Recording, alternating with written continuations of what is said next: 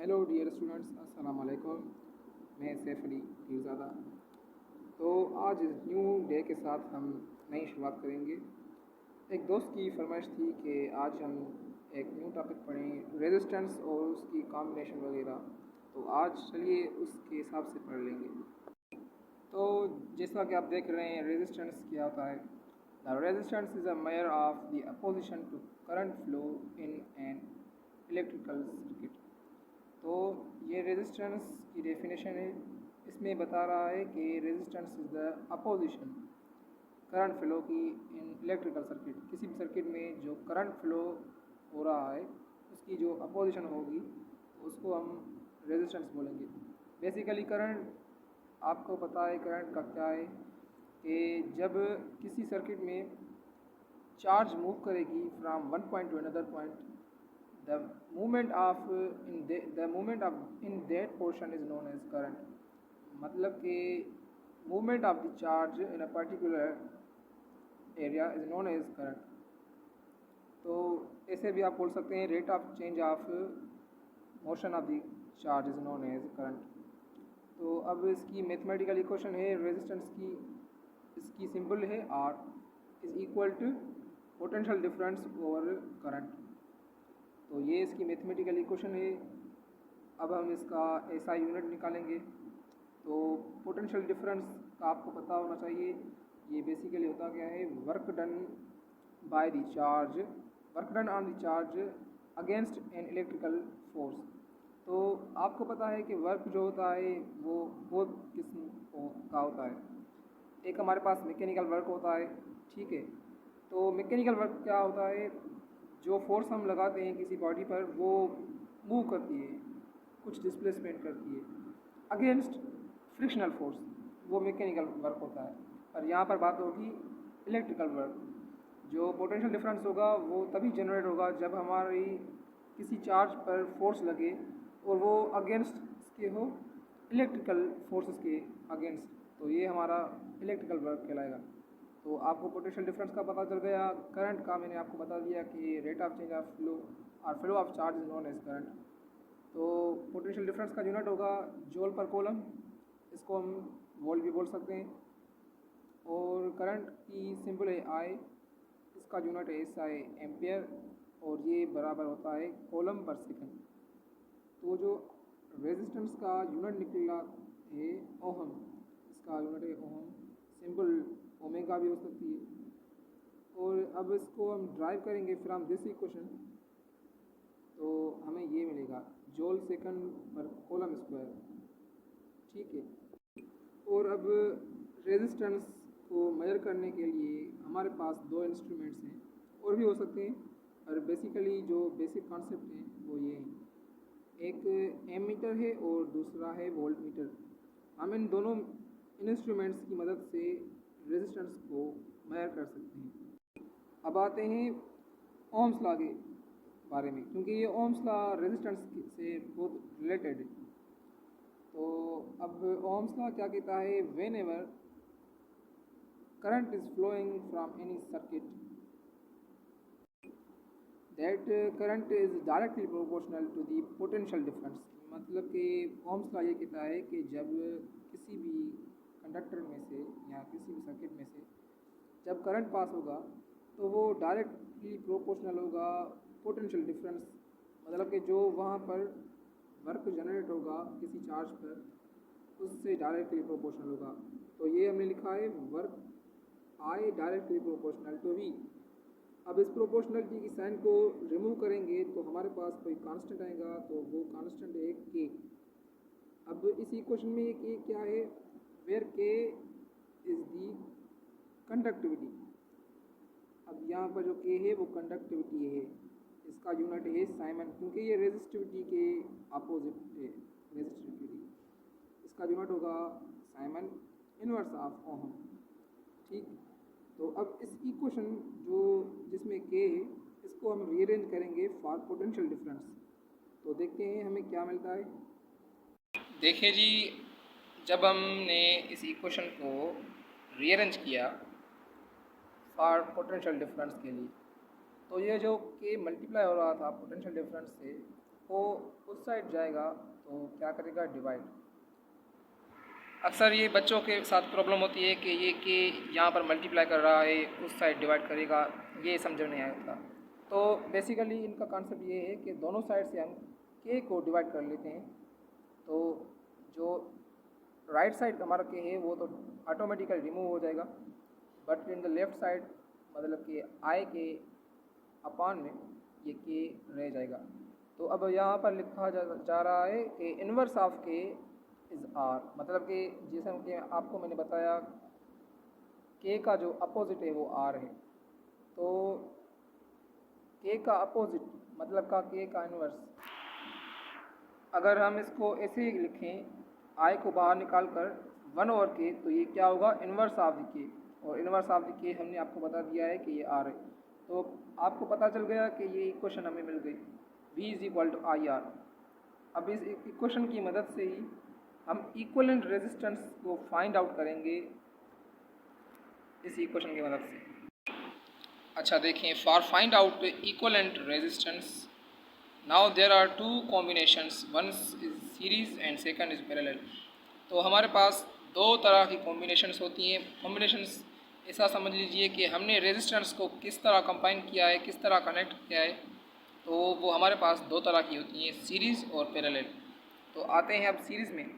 तो ये जो आप डायग्राम देख रहे हैं कि रेजिस्टेंस कैसे आपस में मिले हुए हैं, ये एक लाइन की तरह एक दूसरे के साथ कनेक्ट हुए हैं। तो इस डायग्राम में जो हमने करंट इसमें फ़्लो करवाया है तो वो कांस्टेंट रहेगा सीरीज़ कॉम्बिनेशन में। बाकी जो पोटेंशियल डिफरेंस है वो वेरी करता है इस सीरीज़ कॉम्बिनेशन में। तो हमें फाइंड क्या करना है कि आर इक्वलेंट इसमें से क्या रिज़ल्ट आएगा, उसकी इक्वेशन हमें बनानी है। तो हमने अभी अभी पढ़ा कि v is equal to I R, ठीक है। तो वो इक्वेशन लगाएंगे और उसमें से ही ये आर इक्वलेंट की इक्वेशन ड्राइव करेंगे। ये देखें, R equivalent is equal to R सम।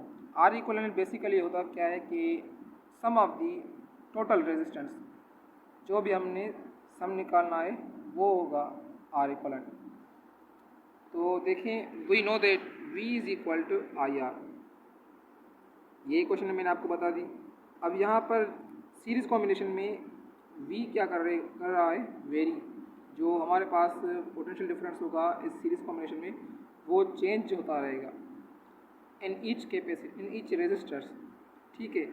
तो अगर हमारे पास जो v1 होगा, ज़ाहिर बात है अगर पोटेंशियल डिफरेंस में चेंज आ रही है तो इन दोनों में भी आ रही होगी, पर वो तो आगे देखेंगे कि हमारे पास यहाँ पर कौन सी चीज़ कांस्टेंट है। तो इसीलिए हमने सारी इक्वेशन में 1 लगा दिया है कि पता चले कि ये जो वो पोटेंशियल डिफरेंस हम फाइंड करने वाले हैं वो कौन से रेजिस्टर्स में है। तो v1 दिया है, i1 दिया है, r1 दिया है, कि मतलब कि ये 1 रेजिस्टर्स में यही चीज़ें हैं, ये सेकंड रेजिस्टर्स में, ये थर्ड रेजिस्टर में। तो अब आते हैं इन तीनों इक्वेशंस में आप देख रहे हैं कि i1, i2 और i3 है, जबकि हमने आपको बताया कि सीरीज़ कॉम्बिनेशन में करंट रिमेंस सेम। तो देखें, i1 equal to i2 equal to i3, और ये तीनों इक्वल हैं, तो इसलिए हमने एक general symbol they the i, यहाँ पर लिख दिया है कांस्टेंट इन सीरीज़ कॉम्बिनेशन, ठीक है। तो अब हम निकालेंगे पोटेंशियल डिफरेंस का इक्वलेंट। अभी हमें ये क्या मिलेगा, इक्वेशन मिलेगी हमें रेजिस्टेंस की। तो देखें, v इक्वलेंट निकाला है, तो इक्वलेंट का मतलब क्या है, सम ऑफ द टोटल। अगर हम r लिखेंगे r इक्वलेंट तो r का सम निकालेंगे, पर यहाँ पर लिखा है v इक्वलेंट मतलब कि पोटेंशियल डिफरेंस का इक्वलेंट। तो इसीलिए हमने v1 plus v2 plus v3, हमारे पास 3 रेजिस्टर्स थे और उनमें 3 ही पोटेंशियल डिफरेंस तो एक ही है पर वो वेरी कर रहा है, तो तीनों में डिफरेंट होगा, इसीलिए नंबर्स दे दिए हैं। तो हमने पढ़ा v is equal to I R, तो v इक्वलेंट की जगह पर हमने क्या लिख दिया, आई आर। v1 की जगह पर i1 r1 लिखना चाहिए था, पर यहाँ पर तो i जो है वो कांस्टेंट है, इसीलिए हमने यहाँ पर i लिख दिया। इसी तरह v2 में ir2, v3 में ir3। तो इन तीनों में देखें i कांस्टेंट है, i कांस्टेंट है, तो वो हम क्या करेंगे, टेकिंग i कॉमन, कॉमन निकाल देंगे। अच्छा, यहाँ पर से हम कंटिन्यू कर रहे हैं क्योंकि वहाँ पर जो वीडियो था वो एंड हो गया। अभी देखेंगे कंटिन्यू के हिसाब से हमने आई कॉमन निकाला, फिर उसको रीअरेंज कर दिया, R1 R2 R3 जो रिमेनिंग थे उनसे आई कॉमन निकाल दिया। अब दोनों साइड से आए है ये कैंसिल आउट हो जाएगा। फिर हमारे पास जो आर इक्वलेंट मिलेगा इन सीरीज़ कॉम्बिनेशन में, तो ये इक्वेशन में मिल गई R1 + R2 + R3। ठीक है, अब ये इक्वेशन किसके लिए हम यूज़ करेंगे? इन सीरीज़ कॉम्बिनेशन के लिए। अब बता रहा है कि in series combination resistors are connected in line where current becomes constant in each resistor but potential difference changes. ये बता रहा है कि सीरीज़ कॉम्बिनेशन में जो रेजिस्टर्स हमने कनेक्ट किए हैं वो एक लाइन की सूरत में, जहाँ पर करंट हमारा कांस्टेंट होगा इन ईच रेजिस्टर्स, हर रेजिस्टर में, पर पोटेंशियल डिफरेंस जो होगा वो चेंज होता रहेगा। अब आते हैं पैरेलल कॉम्बिनेशन के हिसाब से कि उसमें रेजिस्टर्स कैसे कनेक्ट होते हैं और उनकी इक्वेशन क्या बनेगी रेजिस्टर्स इक्विवेलेंट की। तो देखें, ये रजिस्टर है और ये रजिस्टर है आपस में क्या है? पैरेलल है। और ये R2 और R3 आपस में भी पैरेलल है। और जहाँ पर ये बात करें कि इसमें करंट क्या होगा, ये वेरी होगा क्योंकि इनका डायरेक्शन जब भी चेंज हो गया है शेप के हिसाब से, मतलब कि जो हमारा करंट है और पोटेंशियल डिफरेंस है वो दोनों वेरी करते हैं शेप पे। और इन दोनों के वेरी होने से ही हमारे रेजिस्टर्स पे भी फ़र्क पड़ता है, मतलब कि R depends upon shape. Okay, तो अगर सीधा शेप होगा मतलब कि लाइन के हिसाब से, तो हमारा रेजिस्टेंस क्या होगा इक्विवेलेंट, वो इंक्रीज़ होगा। और जो पैरेलल में होगा वो आगे चलकर इसकी इक्वेशन के हिसाब से हम आपको बता देंगे। तो देखें, I1 I2 और I3 है, 3 रेजिस्टर्स है तो 3 हमारे पास करंट होंगे। करंट तो एक ही है, पर हमने ये नंबर्स इसलिए दे दिए हैं कि इन रेजिस्टर में करंट क्या होगा, इसीलिए हमने इनको थोड़ा डिफरेंट के हिसाब से दे दिया। और यहाँ पर हमारा पोटेंशियल डिफरेंस जो होगा वो कांस्टेंट होगा। अब सेम इक्वेशन यूज़ करेंगे V = IR, पर यहाँ पर पोटेंशियल डिफरेंस कांस्टेंट है, पर I जो है करंट है वो चेंज कर रहा है, तो हमने करंट के लिए ये इक्वेशन रीअरेंज करनी है। तो लिखा है फॉर I = V और R, यहाँ पर V R मल्टीप्लाई वहाँ पर डिवाइड। ठीक है, तो अगर हमारे पास I1 फाइंड करना है तो V1 और R1 होगा, I2 फाइंड करना है तो V2 और R2 होगा, I3 फाइंड करना है करंट 3 रेजिस्टर्स में तो V3 और R3।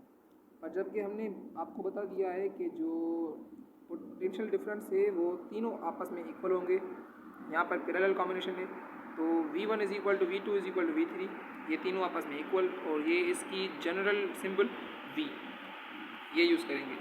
तो देखिए, किसी का भी इक्वलेंट निकालना होगा तो हम उनका सम कर देंगे। यहाँ पर बात आती है करंट के लिए, तो करंट टोटल क्या होगा, और ये जो I1 I2 I3 है ये इंडिविजुअल करंट्स, जो I इक्वलेंट ये टोटल करंट। तो देखें, I equivalent = I1 + I2 + I3। I equivalent का हमने आपको बता दिया ये ऊपर इक्वेशन में, I = V और R। अगर I इक्वलेंट होगा तो V और R इक्वलेंट होगा। I1 के लिए हमने ऊपर इक्वेशन लिखी है V1 और R1, I2 के लिए V2 और R2, I3 के लिए V3 और R3।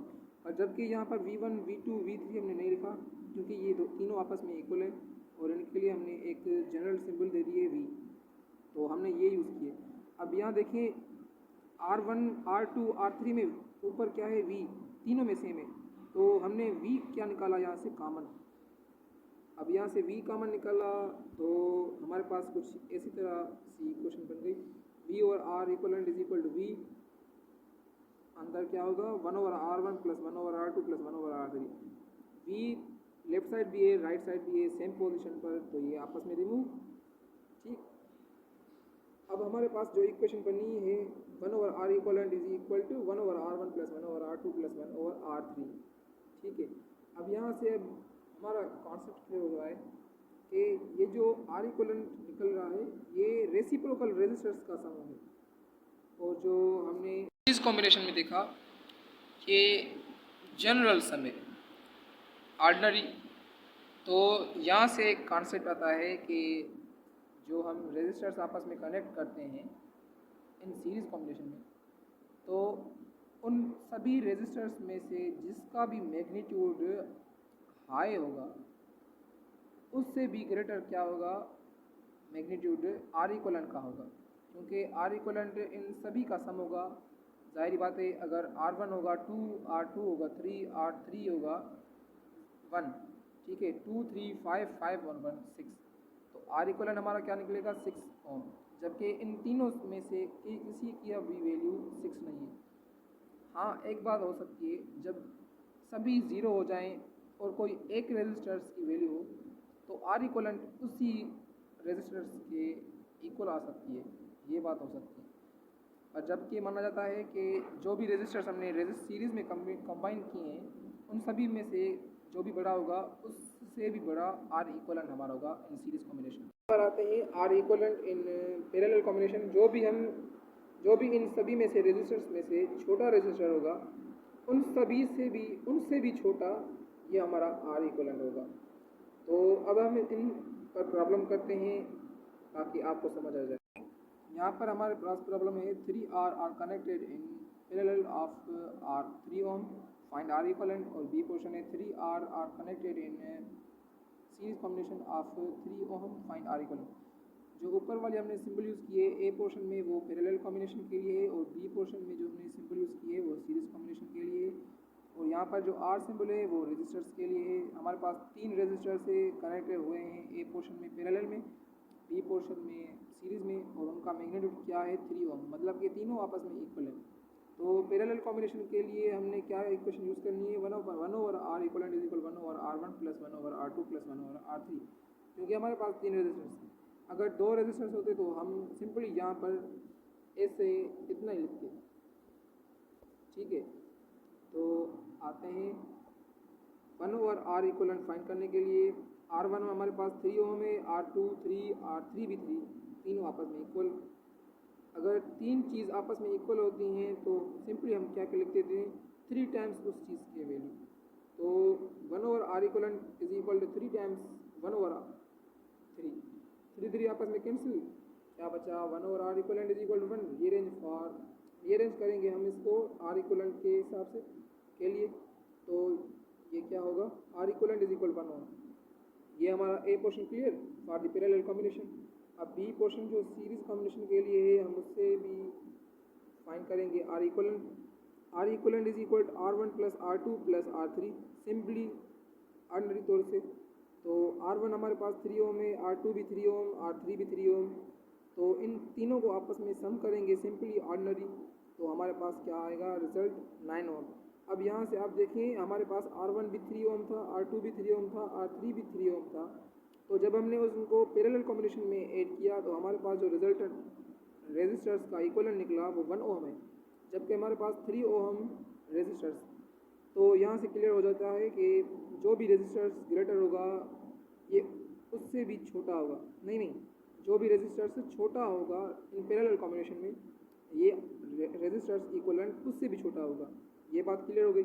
और जहाँ पर हमने सीरीज में बताया था जो भी रेजिस्टर सबसे बड़ा होगा उससे भी बड़ा आर इक्वलेंट होगा, तो यहाँ देखें ये तीनों आपस में इक्वल हैं, तो ऐसा मान लेते हैं कि R1 जो है वो ग्रेटर है, ठीक है 3 ओम। ये अब देखें, अब जब हमने इनका सम किया है वो इससे भी ग्रेटर आ गया है 9 ओम, तो ये भी बात हमारी क्लियर हो गई। इंशाल्लाह आगे भी हम बहुत सारे लेक्चर्स देंगे।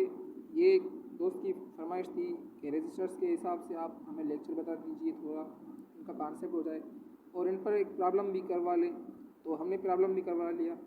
अब आपको कुछ लेक्चर चाहिए तो आप कमेंट में आप हमें ज़रूर बोल दीजिएगा, उस पर भी हम लेक्चर दे देंगे। Please subscribe my channel, never miss a training.